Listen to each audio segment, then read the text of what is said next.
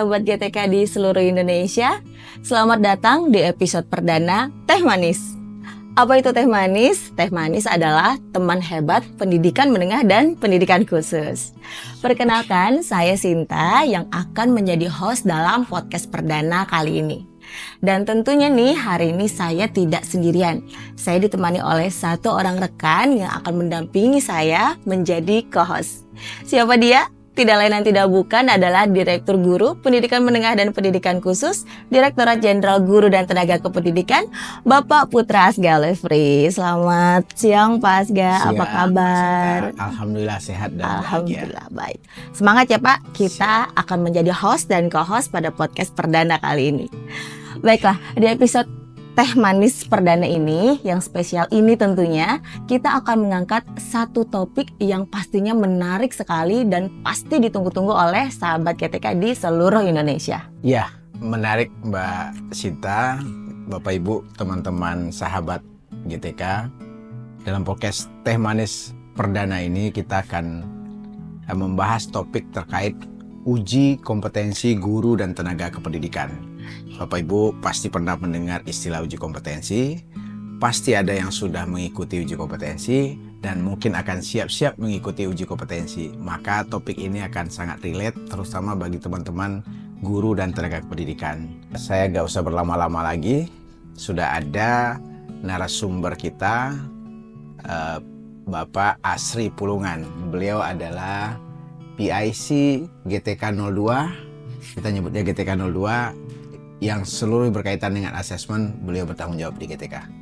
Apa kabar Pak Asri? Alhamdulillah. Alhamdulillah. Kabar baik Pak Direktur. Alhamdulillah Rabbil Alamin.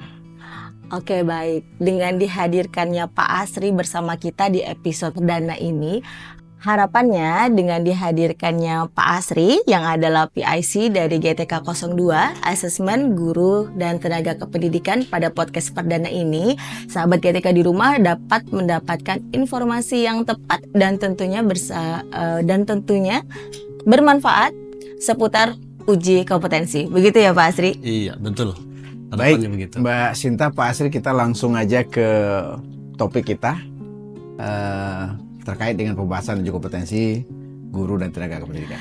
Baik, siap laksanakan Pak. Sepertinya kita akan mulai dari yang paling dasar dulu nih Pak Asri. Boleh nggak sih diinfokan, diceritakan kenapa sih ada uji kompetensi atau uji kom? Silakan. Ya, baik.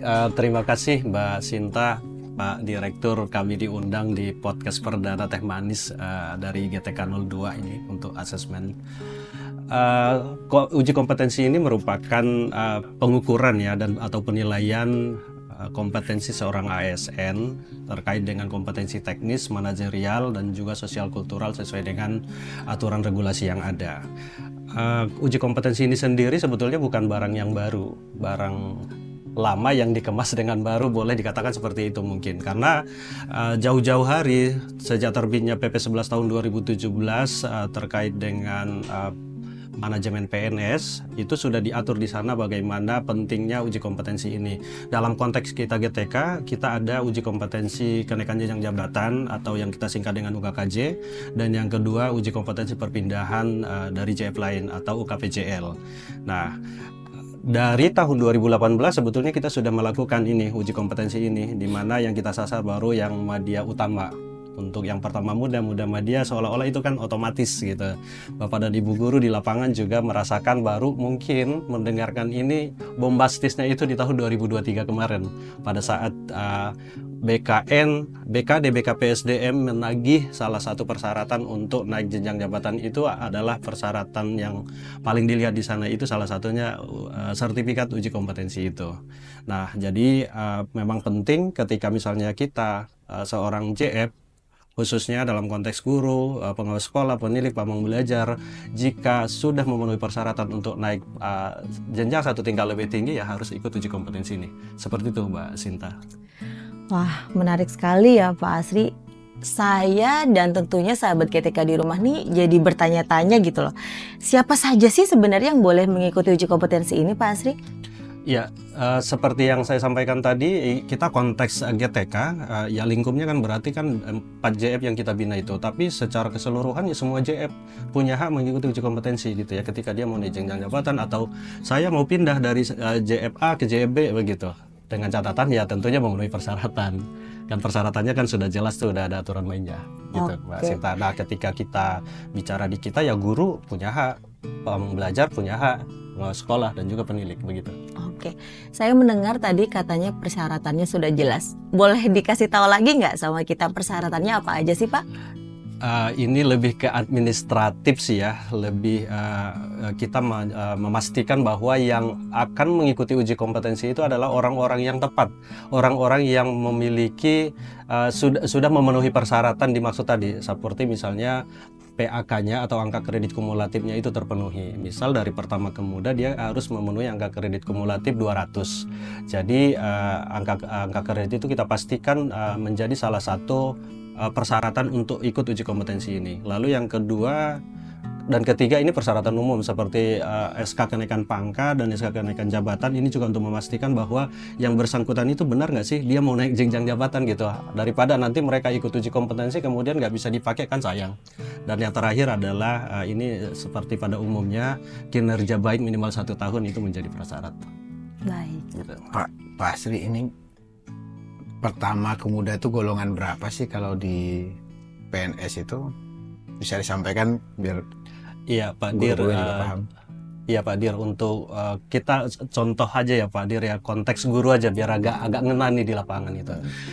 Pertama muda media berarti kan ada 4 jenjang jabatan ya Pak Dir ya. Di pertama itu kan golongan 3A 3B. Kita biasanya kan lebih eratnya itu lebih familiarnya kita itu pangkat golongannya gitu ya. Oh iya, golongan 3A, golongan 3B, 3C dan seterusnya kan gitu Pak Dir ya. Berarti untuk yang pertama itu 3A 3B. Kemudian muda itu 3B 3C. Lalu yang madya itu 4A 4B 4C. Dan yang utama 4D 4E. Ya, artinya Begitu. kalau sudah di 3B, udah sekian tahun angka kreditnya sampai, siap-siap bisa untuk ikut uji kompetensi ke muda. Betul Pak Dir. Kalau sudah 3D, siap-siap untuk madya Madya. atau 4A. Oke, Ya. terima kasih Pak. Oke, baik. Jadi sahabat GTK, itu tadi kita sudah dengar penjelasan dasar ya dari apa itu uji kompetensi, siapa saja yang boleh ikut dan syarat-syaratnya apa saja ya. Semoga tercerahkan untuk sahabat GTK yang ada di rumah. Mbak Sinta, Pak Asri, saya tahu Pak Asri baru-baru ini mengawal uji kompetensi kenaikan jenjang jabatan. Iya. Nah, ini periode pertama dan saya tahu jumlahnya juga lumayan banyak pesertanya, bahkan dari kementerian atau lembaga lain.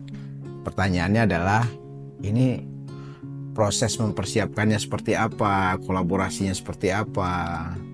Nah, kemudian tantangan yang Pak Asri rasakan itu seperti apa, dan next untuk jadi lebih baik kita harus lebih seperti apa. Iya, betul Pak Direktur, kita sudah baru menyelesaikan ya periode pertama kemarin di bulan April sampai dengan pertengahan Mei ya pelaksanaan uji kompetensi periode pertama. Ini untuk uji kompetensi kenaikan jenjang jabatannya. Dari sasaran yang ada itu kan seluruh Indonesia Pak Dir. Kami di tim GTK 02 asesmen membuat 3 tahapan nih penyelenggaraan uji kompetensi ini. Yang pertama mulai di persiapan, lalu kemudian di tahap kedua itu pelaksanaan, dan yang ketiga tentunya diolah data sampai keluar pengumuman dan nanti terbit sertifikat dan rekomendasi. Nah, tentunya di setiap tahapan ini pasti ada tantangan ya, tantangannya itu memang luar biasa.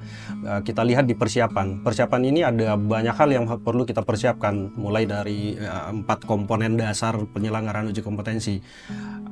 SDM-nya tentunya, lalu kemudian teknologi yang mendukung pelaksanaan uji kompetensi ini, instrumen dan anggaran yang mengikat di sana itu. Nah, namun demikian kalau anggaran kan itu lebih kepada ranah pimpinan lah gitu ya. Di teknis SDM untuk mengkolaborasikan semua stakeholder yang terlibat di dalam pelaksanaan uji kompetensi ini memang sesuatu hal yang menarik untuk dibahas Pak Direktur. Mengingat seluruh Indonesia yang kita sasar ada 38 provinsi, lalu kemudian 500-an lebih kabupaten kota. Nah, itu yang menjadi sasaran kita di dalam pelaksanaan uji kompetensi UKKJ kita di periode pertama yang kemarin. Nah, pada saat kita melaksanakan itu kan nggak sendiri. Pada saat kita berkoordinasi, ada tim UPT kita, ada BGP BBGP, ada 33 BBGP BBGP yang membantu kita di dalam membersamai pelaksanaan uji kompetensi ini. Nah, itu sebetulnya kalau tantangannya lebih kepada koordinasi kolaborasi antar stakeholder ini Pak Direktur di persiapannya. Nah, namun yang agak menarik itu sebetulnya di pelaksanaan. Di pelaksanaan ini kan kita lakukan secara daring nih Pak Direktur, seluruh Indonesia melakukan secara serentak di waktu yang bersamaan gitu. Nah. Kalau kita lihat kuotanya kan banyak nih, ada 140.000 yang diusulkan oleh Dinas Pendidikan Kabupaten Kota seluruh Indonesia plus kementerian lain tadi. Ini belum agama nih Pak Dir, kalau agama nanti mungkin di periode kedua. Saya Kementerian Agama maksudnya ya. Ya, yang guru-guru di bawah Kementerian Agama itu baru di periode kedua nanti kita ikut sertakan gitu, karena sebetulnya memang dari mereka sendiri yang belum siap waktu itu. Nah, di sini pada saat koordinasi, alhamdulillah tektokannya antara tim kita pusat dengan daerah. Tim uji kompetensi pusat itu kan terdiri dari Ditjen GTK, dalam hal ini kita semua, Direktorat Jenjang, KSPS, lalu kemudian Sekretariat dan juga BGP BBGP itu. Nah, disinilah kekuatan kita untuk mengkomunikasikan berbagai hal, berbagai informasi terkait dengan uji kompetensi ini yang sangat dibutuhkan sehingga kolaborasi itu bisa berjalan dengan baik. Itu tantangannya. Lalu kemudian dari sisi peserta, ya lumayan juga ketika kita pada saat pelaksanaan ini kan skemanya di TUK nih Pak Dir. Ya. Jadi dari 140.000 tadi peserta usulan dari Dinas Pendidikan Kabupaten Kota, yang sudah pemberkasan itu 75.000. Dari 75.000 itu setelah kita verbal, setelah dilihat berkas dokumen yang mereka sertakan pada saat mereka pendaftaran ulang, lulus 57.000, dan 57.000 inilah yang ikut uji kompetensi itu. Nah, dari 57.000 peserta ini kita split nih ke TUK-TUK tadi, di mana TUK per TUK itu ada 20 orang guru. Nah, jadi ada sekitar TUK ini tempat uji kompetensi ya. Ya betul Pak Dir, tempat uji kompetensi. Jadi ada 1.400-an lebih TUK yang melaksanakan uji kompetensi secara bersamaan. Nah, uniknya di sini atau wajibnya di sini di dalam pelaksanaan uji kompetensi ini harus ada pengawas dan pemantau Pak Dir pada saat pelaksanaan uji kompetensi ini. Nah, dan saya bayangkan tadi tantangannya itu bagaimana kita mengkoordinasikan pelaksanaan uji kompetensi ini kepada ribuan orang sekaligus gitu Pak Dir. Itu sesuatu hal yang menantang sih menurut kami di GTK 02 gitu Pak Dir. Mantap. Ini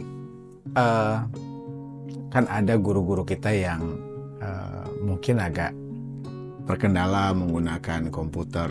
Betul. Mungkin kesulitan dalam upload. Apa yang dilakukan untuk menyampaikan ke peserta bahwasannya ini bisa dilakukan dengan mudah. Berarti ini di tahapan persiapan ya Pak Dir? Ya, upload. Tahap mendaftar dan bagaimana memudahkan mereka untuk mengikuti tes ini, walaupun pegang komputer ini bukan sesuatu yang rumit. Iya, kita ada sesi coaching klinik sih Pak Dir. Kita membuka posko-posko juga untuk layanan ketika ada hal-hal yang sulit di lapangan di dalam melaksanakan pemberkasan tersebut. Oke, sip. Coaching klinik, sosialisasi terus-menerus gitu ya. Iya, betul. Dan satu lagi. Ada webinar juga nggak? Webinar ada, tapi ada satu posko kita itu per minggu itu ada tiga sesi kita buka dalam sehari. Oke. Jadi kita buka Zoom, terserah siapa aja yang mau masuk gitu untuk konsultasi. Ya. Gitu Pak Dir. Oke, Baik. sip, mantap. Baik. Berarti proses persiapannya itu matang sekali ya Pak Asri ya. Iya, harus matang. Baik. Alhamdulillah ya. Iya. Alhamdulillah lancar di periode pertama. Mudah-mudahan kita lebih baik di periode kedua ya. Amin. Tahun ini kita rencana 3 periode kan? 3 periode. 3 kali. Baik sahabat Oke. GTK, itu tadi kita sudah mendengarkan ya mengenai tantangan-tantangan yang dialami oleh Pak Asri selaku penyelenggara uji kompetensi. Selanjutnya nih kita akan memanggilkan satu narasumber utama yang adalah pelaku atau yang sedang menjalankan uji kompetensi di tahun 2024. Kita akan kedatangan Ibu Dini yang merupakan guru SMKN 1 Kota Tangerang Selatan untuk berbagi pengalaman terkait dengan uji kompetensi yang telah diikuti oleh beliau. Boleh ya kita panggil Bu Dini, Pak Dir? Boleh dong. Oke, baik. Silakan masuk Ibu Dini. Silakan Ibu. Terima kasih. Langsung lewat. Asik. Oke, baik. Sudah nggak sabar nih Bu Dini rasanya mau mendengarkan pengalaman Bu Dini selama mengikuti uji kom yang baru kemarin banget berarti ya? Iya, betul banget Mbak Sinta. Kayaknya baru kemarin gitu saya uji. Iya, oke. Pasti sahabat GTK di rumah juga sudah nggak sabar ya. Permisi, maaf. Ada teh manisnya datang nih sahabat GTK. Sesuai banget sama nama podcast dari Direktorat Guru Pendidikan Menengah dan Pendidikan Khusus. Ada teh manisnya. Makasih Kak. Baik. Terima kasih. Terima kasih Mbak Marsha. Harus manis berarti tehnya ya. Oke. Sangat dinikmati Bapak Ibu. Iya. Makasih. Terima Mbak kasih. Marsha. Mari. Oke, baik, sambil ditemani teh manis sesuai dengan nama podcast kita, sahabat GTK di seluruh Indonesia, saatnya kita mendengarkan pengalaman dari Ibu Dini. Silakan Bu. Baik, terima kasih nih Mbak Sintani. Sebelumnya izin Pak Dir, Pak Asri, saya di sini cuman pengen sharing-sharing pengalaman saya mulai dari persiapan sampai dengan pelaksanaan kegiatan UKKJ kemarin. Sebetulnya nih mungkin teman-teman guru-guru hebat di luar sana, UKKJ sendiri sebetulnya bagi saya ini sesuatu yang baru ya, sesuatu hal yang baru. Mungkin bagi teman-teman guru yang lainnya juga mungkin masih yang ada yang merasakan hal yang sama ya, UKKJ ini hal yang baru. Jadi kalau boleh sharing, itu sebelumnya pada tahun 2023 justru gitu, saya dan beberapa orang teman saya itu di sekolah sempat mengajukan untuk JF dari guru muda ke guru madya seperti itu. Nah, namun dalam proses perjalanan itu entah kenapa ada beberapa hambatan, ternyata kami tidak bisa melakukan proses tersebut. Akhirnya kami menghubungi pihak dinas terkait, pada saat itu Dinas Pendidikan Provinsi Banten, menanyakan apa nih kendalanya gitu, kenapa kami belum bisa mengajukan JAFUM gitu ya. Nah, kemudian kami diberi informasi bahwa untuk kenaikan JF sekarang ini, aturan terbarunya seperti yang tadi dijelaskan oleh Pak Asri, kita harus melaksanakan uji kompetensi terlebih dahulu seperti itu. Nah, pada tahun 2023 itu akhirnya setelah kami tahu ya gitu, oh ternyata harus uji kompetensi dulu nih. Akhirnya berkat arahan dari dinas juga, kami akhirnya rutin mengecek di SIM uji kompetensi gitu. Kami menunggu ya agar diundang gitu untuk bisa melaksanakan kegiatan uji kompetensi gitu. Jadi kami update terus di SIM uji kompetensi itu sampai akhirnya pada tahun 2024 kemarin, alhamdulillah kami semua tuh yang kemarin mengajukan diundang untuk ikut uji kompetensi. Nah, namun sebelum bisa ikut uji kompetensi, tentunya ada beberapa persyaratan ya yang harus dipenuhi, dilengkapi terlebih dahulu gitu. Jadi setelah terundang itu, kami harus mendaftar dulu nih gitu, karena ada notifikasi penawarannya nih mau ikut atau tidak gitu ya. Kalau ikut berarti kita daftar. Setelah daftar baru kita melengkapi berkas gitu Mbak Sinta. Kita melengkapi berkas mulai dari biodata, CV, kita melengkapi berkas apa sih pengalaman kita berorganisasi, pengalaman pengembangan diri kita, sampai dengan pengalaman untuk mengembangkan orang lain. Nah, kemudian baru melengkapi berkas-berkas yang dibutuhkan persyaratannya. Seperti ada SK tadi yang disebutkan oleh Pak Asri, kemudian yang paling penting adalah SKP, PAK, dan yang nggak kalah pentingnya juga yaitu fakta integritas, seperti itu. Itu sih proses persiapannya gitu. Nah, setelah melengkapi berkas, jangan lupa nih pastikan si berkasnya itu sudah tersimpan gitu. Setelah tersimpan, barulah nanti kita bisa mengajukan atau mengirimkan berkas kalau kita sudah yakin. Nah, setelah ini nih gitu, ini ada apa ya, tahapan yang cukup mendebarkan juga terus terang Waduh. aja buat saya dan Iya. teman-teman. Karena ternyata setelah kita selesai mengunggah berkas itu perjuangan kita belum selesai gitu, iya. Jadi kita ini masih menunggu si berkasnya ini lulus nggak sih gitu, lulus administrasi nggak sih, diverifikasi tidak sih oleh petugas gitu. Ini cukup mendebarkan juga. Pada saat itu saya sempat sama teman-teman nih harap-harap cemas ya, karena kan kita ada berempat pada saat itu di sekolah. Kebetulan beberapa teman kami sebagian ada yang berkasnya sudah diverifikasi gitu, tapi berkas saya sama teman yang lain belum nih. Jadi sempat khawatir, padahal kita kan bareng-bareng ya pada saat itu mengupload berkasnya gitu ya. Kayaknya sudah betul semua deh, sudah tepat semua, apa ya gitu, apa berkas kita kurang, apa bagaimana. Kita sempat kebingungan juga harus menghubungi siapa ya, kemana ya untuk menanyakan ini gitu.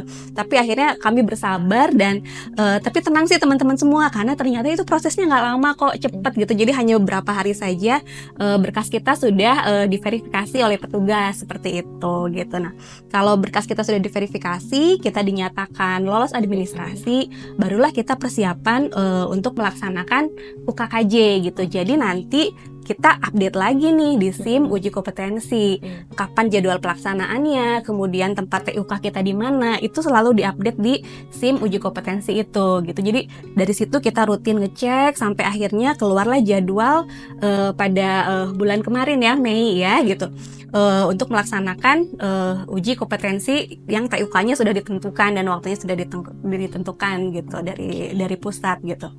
Nah, setelah dari situ persiapannya sih kita kan mau ujian nih, tentu kan pasti harus ada yang dipersiapkan ya gitu. Dia. Karena UKKJ sendiri ini hal yang baru terus terang buat saya dan buat teman-teman. Jadi kita cari tahu nih UKKJ ini kira-kira soalnya seperti apa ya gitu ya.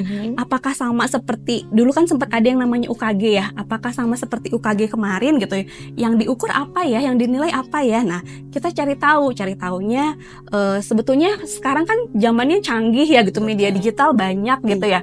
Kita bisa ikut tadi yang sebut Pak Asri, kita ada coaching klinik, kita juga ikut. Kemudian dari media sosial Instagram juga kita dapat informasinya. Dari teman-teman di grup komunitas juga kita tahu gitu kan. Oh, UKKJ itu nanti tipe soalnya kita harus pahami dulu nih, karena berbeda ya, karena barang baru nih gitu. Jadi tipe soalnya itu cenderung situasional gitu ya gitu. Jadi mungkin nggak ada benar atau salah, tapi apa sih pilihan yang tepat. Nah seperti itu. Jadi kita harus cari tahu dulu tipe soalnya seperti apa. Kemudian persiapan selanjutnya adalah pada saat pelaksanaan, ini yang paling penting nih, kita harus datang tepat waktu. Bahkan jika memungkinkan kita datang lebih awal gitu. Biar kita tahu nih situasi di sana itu kondisinya seperti apa. Karena kan tempat ujian kita ini tempat yang baru ya, yang sebelumnya belum pernah kita kunjungi gitu ya.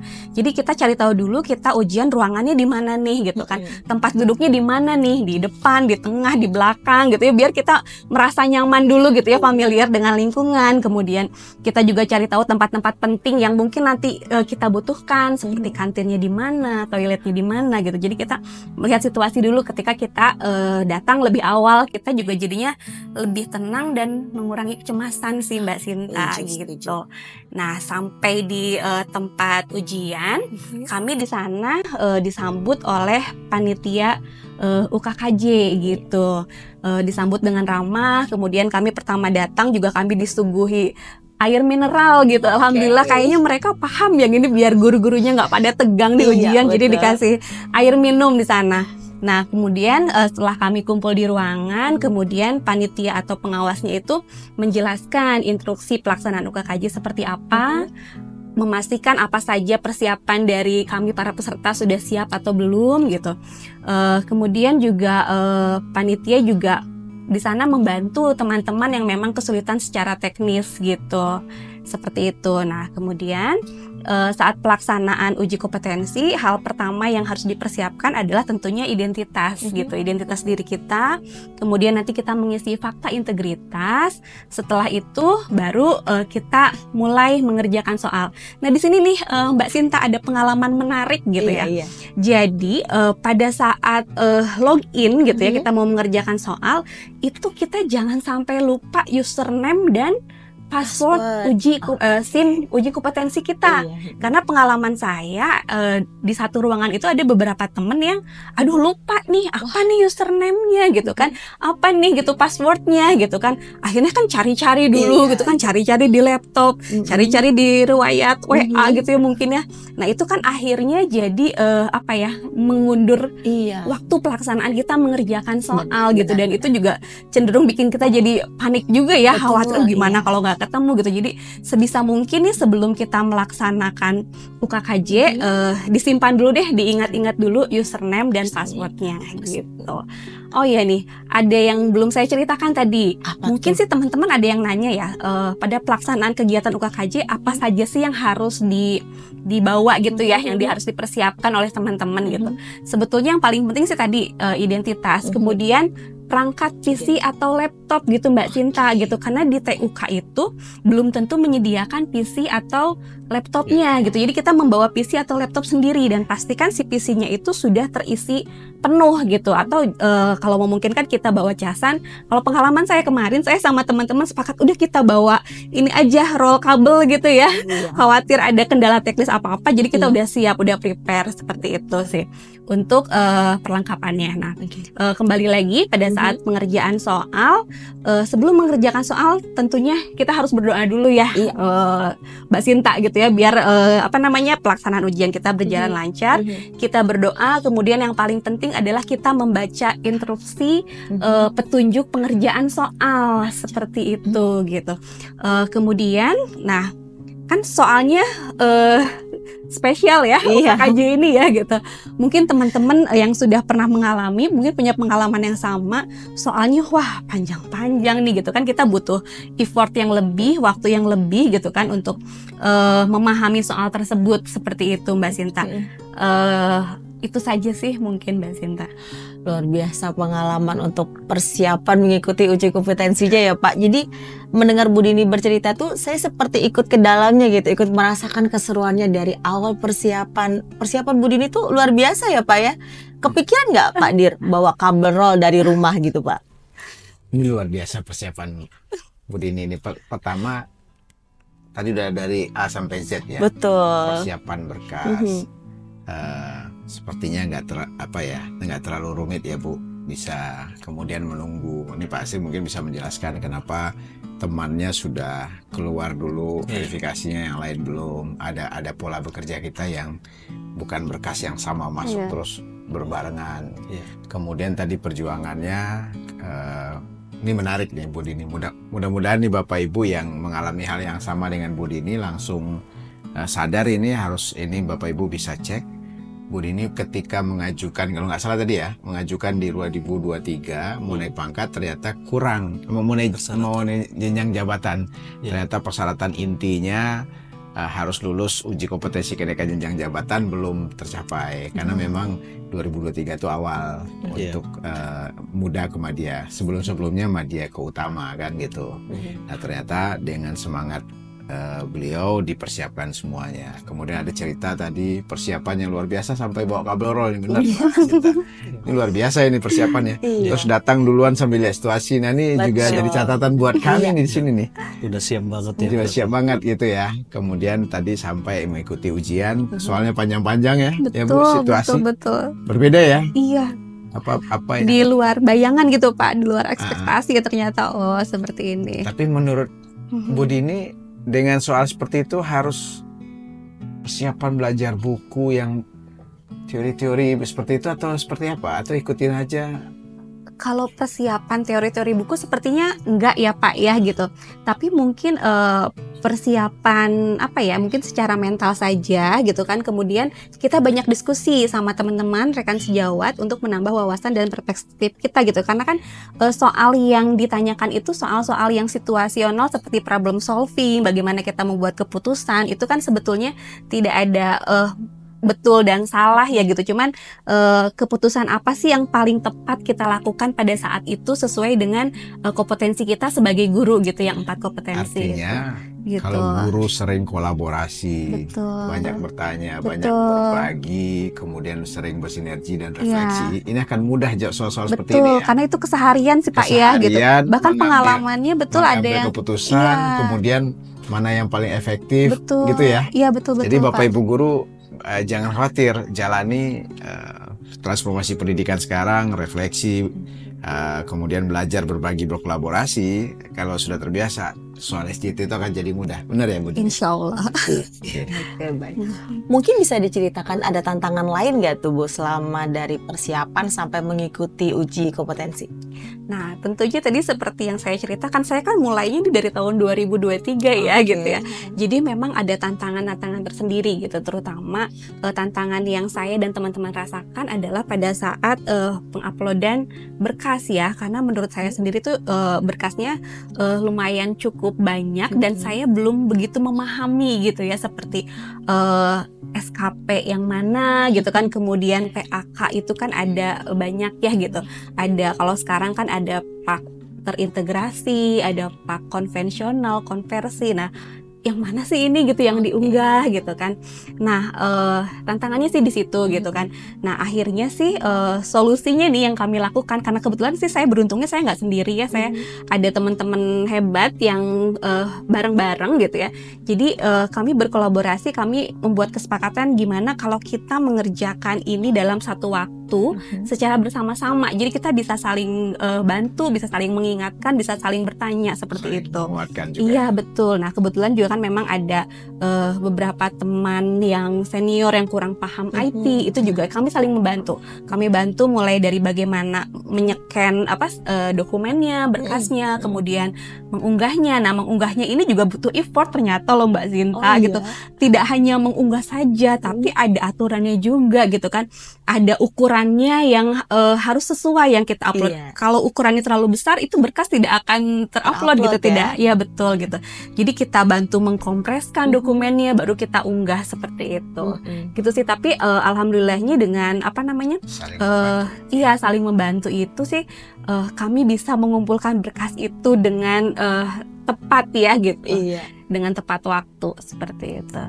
Luar biasa sekali ya Pak Dir ini untuk Padahal, pengalaman Bu Dini. Dan berkas itu sebenarnya sudah ada tersimpan selama ini. Betul, Biasanya iya. proses unggah aja. Iya Betul. betul. Takutnya salah unggah gitu Iya, ya Pak. betul. Ya sedikit Mbak Bu Dini. Iya, baik. Tadi ada kekhawatiran pada saat verbal teman-teman Ibu sudah Iya, betul dapat Pak. informasinya, Iya, sementara Ibu belum ya. Betul. Memang verbal ini kan ada dua ini ya, ada dua skema gitu ya. Untuk yang media utama itu ada di pusat, Pak Dir, Bu Dini. Kemudian yang pertama muda media itu ada di daerah. Jadi di daerah ini pun kalau yang saya lihat secara teknis gitu ya, misalnya dari sekolah Ibu itu ada 10 orang yang mengusulkan, bukan 10-10-nya itu ke satu orang verbaler gitu, bisa aja tersplit kan begitu. Ya, dibagi-bagi Namun, gitu ya, Pak. namun tetap kita jangan khawatir Bapak Ibu guru, nanti pada saat di periode kedua atau periode selanjutnya ketika ada keterlambatan, misalnya teman-teman Ibu, Bapak Ibu guru sudah mendapatkan dan Ibu belum, tetap aja ditunggu selama rentang waktu perpalnya itu gitu ya. Ya baik. Jadi bersabar aja gitu ya Pak Asri. Betul, itu yang pertama. Yang kedua terkait dengan kabel roll tadi, itu benar memang karena skema kita ini dilaksanakan di TUK, bukan TUK seperti yang kita di mindset kita selama ini. Ada perangkat komputer, ada proktor, ada tim IT dan seterusnya. Kita menyebut TUK ini adalah tempat ujian yang layak, yang mana disetujui oleh Dinas Pendidikan Kabupaten Kota Provinsi dan juga dan juga BGP gitu. Jadi tempat kosong begini misalnya ada kita ruangan seperti ini bisa nggak jadi TUK? Bisa. Nah, namun kemudian kabel rollnya siapa yang ini? Iya betul. Siapa yang bertanggung jawab? Ya antisipasi aja buat Iya, kita betul, gitu ya. betul. Iya. Gitu. Iya. Pak Asri, Bu Dini, Mbak Sinta, ini kan kita dari GTK juga menurunkan tim ya untuk Betul, melihat proses betul. pelaksanaannya. Karena seperti Pak Asri bilang, TUK-nya bukan ketika UKG dulu yang rapi, alat komputer, tapi ada swadaya dari dinas, ya. kemudian menentukan tempatnya, kemudian guru-guru menjawab di situ tempat yang layak. Nah kita kan monitoring nih. Betul, Pak. Nah ini teman-teman yang berangkat, saya punya pengalaman karena saya datang juga ke SMP 1 Cibinong nih, Mbak. Iya. Gak apa-apa kok, bagi cerita juga ya. Iya. Nah, tapi Pak Sri dulu deh, pengalaman dari yang ditangkap dari teman-teman yang ikut monitoring dan melihat proses pelaksanaan.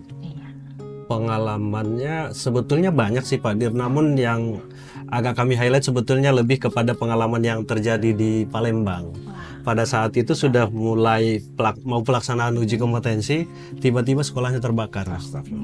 Nah, ini bisa dibayangkan segitu banyaknya peserta yang hadir ke sana, siap-siap seperti Budi ini kan dari pagi nih, udah siap-siap, bahkan 1 hari sebelumnya mungkin udah survei tadi kan seperti itu.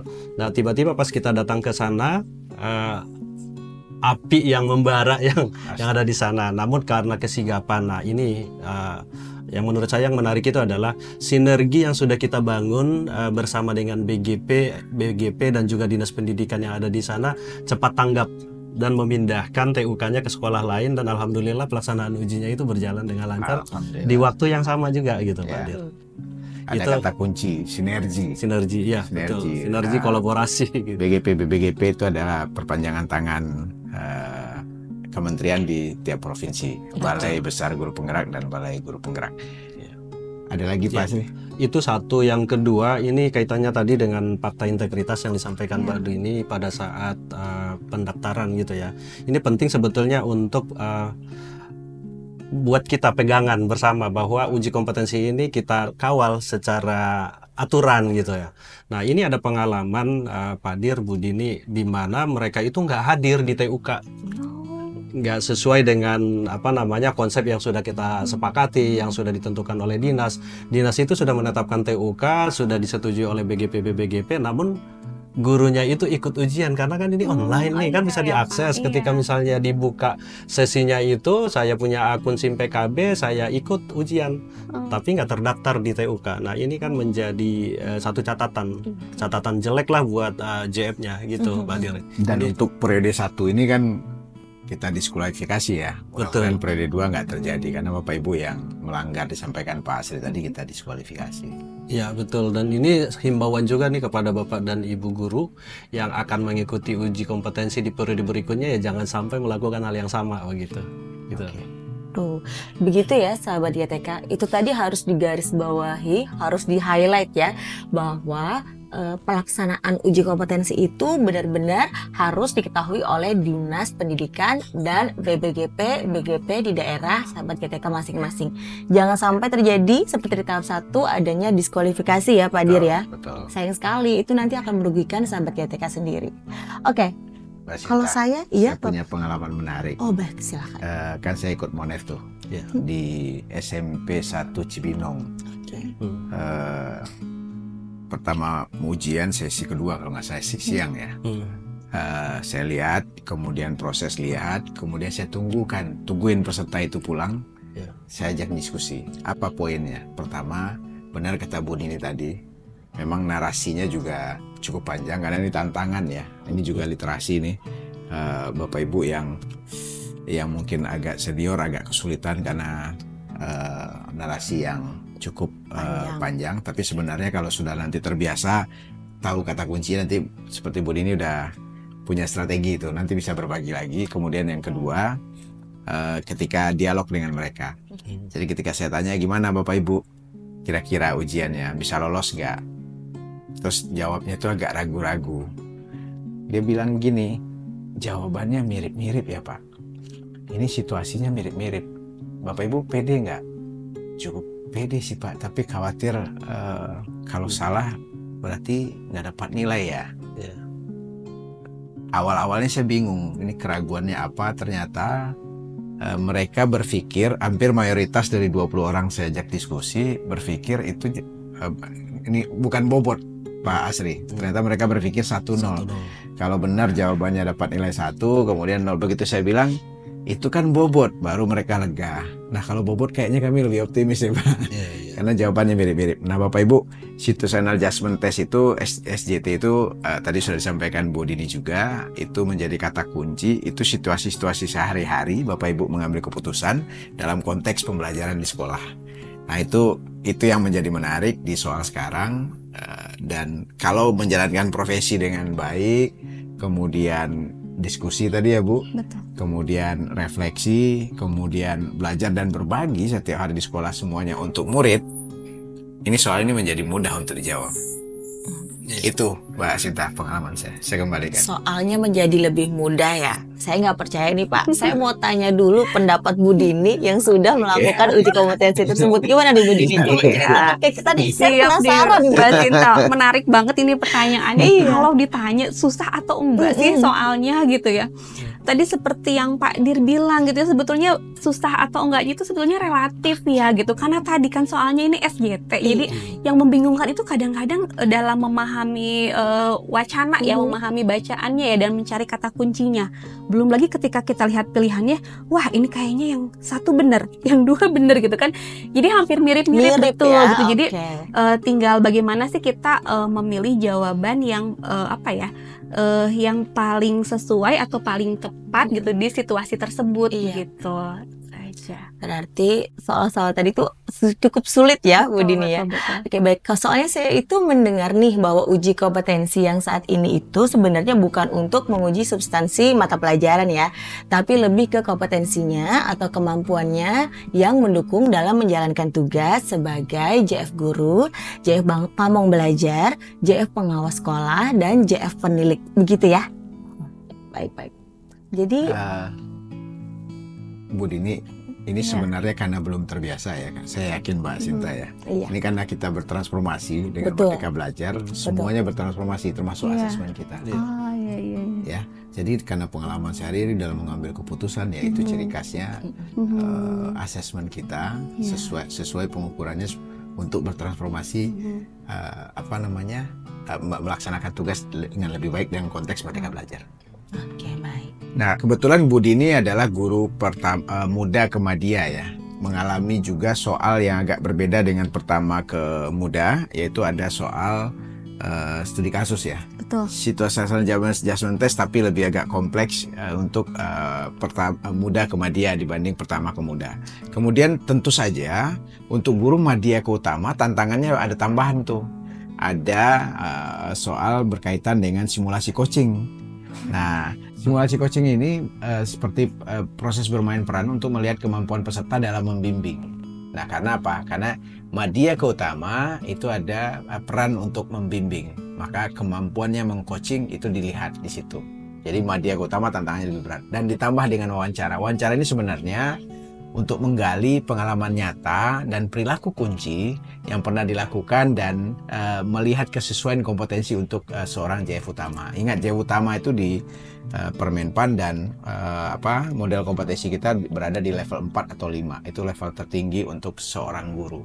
Dan itu menjadi pembeda dengan soal dari JF di bawahnya.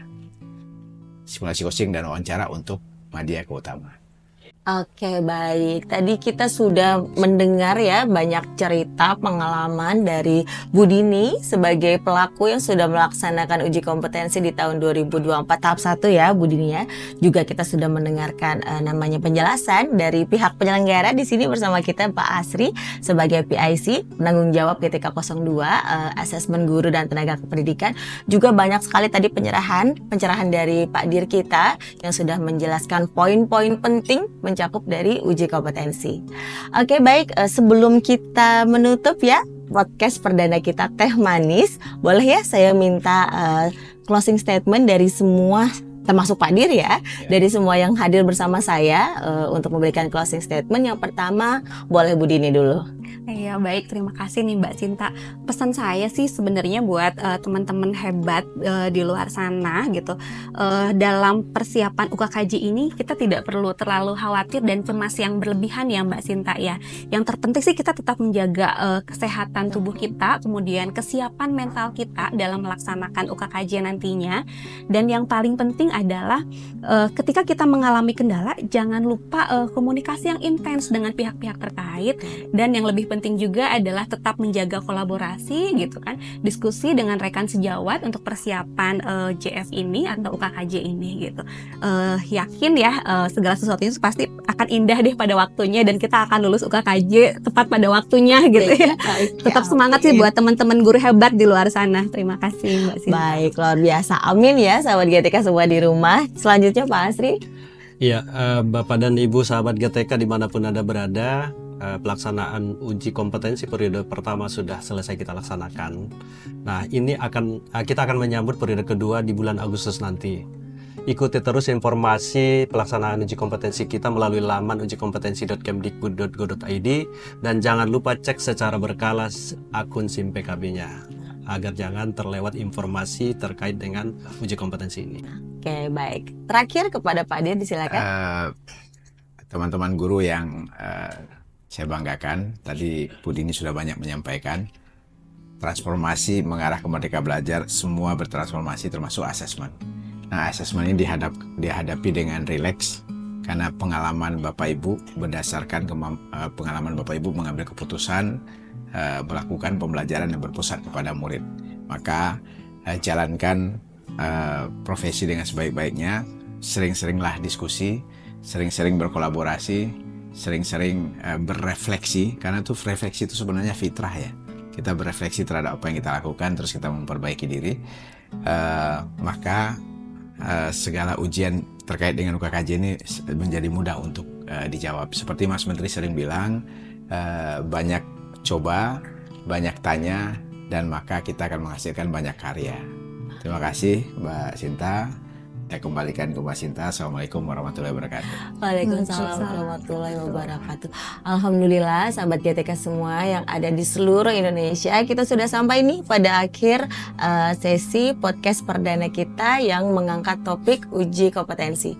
Terima kasih sekali lagi, saya mewakili seluruh panitia yang bertugas dan mohon maaf apabila ada kesalahan dalam membawakan podcast perdana ini. Ketemu lagi di next berikutnya ya. Semoga kemudian saya tidak lupa juga untuk mengingatkan sahabat GTK semua yang ada di rumah, mengingatkan mengenai informasi tentang uji kompetensi untuk dapat diakses melalui laman ujikompetensi.kemdikbud.go.id. Begitu ya Pak Asri? Iya. Oke, baik. Terima kasih sekali lagi sahabat GTK di rumah. Sampai ketemu next time. Dah, teh manis. Boleh sambil diminum teh manisnya, kita